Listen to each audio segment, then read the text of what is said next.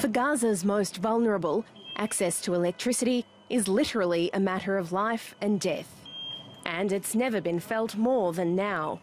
For the past few months, the Strip's only power plant has been running on fuel funded by Qatar and Turkey, but it runs out on Thursday. Gaza now has to buy fuel from the Palestinian Authority, which it says it can't afford. We can't buy fuel to operate the generating plant to produce the needed amount of electricity. The reason is that the Palestinian Ministry of Finance is applying taxes on fuel prices, so prices are more than 2.5 times higher than those supplied by Qatar and Turkey. The Gaza Strip has suffered from an electricity crisis for more than 10 years, made worse by Israel's blockade that limits fuel imports.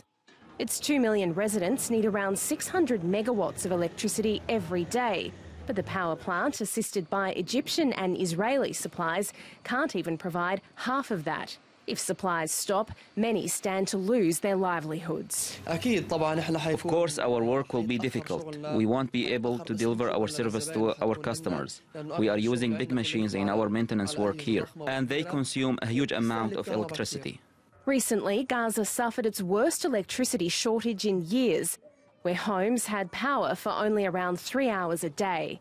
It led to the first mass protests inside the besieged enclave in nearly a decade. Residents now receive electricity 8 hours at a time, but authorities warn of worse days ahead. All vital health departments will be affected by this crisis, like emergency departments, intensive care units, operating theatres, baby incubators, blood banks, labs and childbirth units. We are talking about a real catastrophe.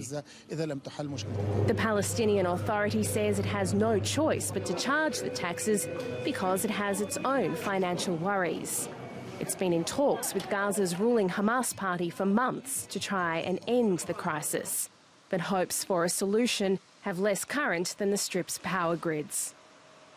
Denee, Savoia, TRT World.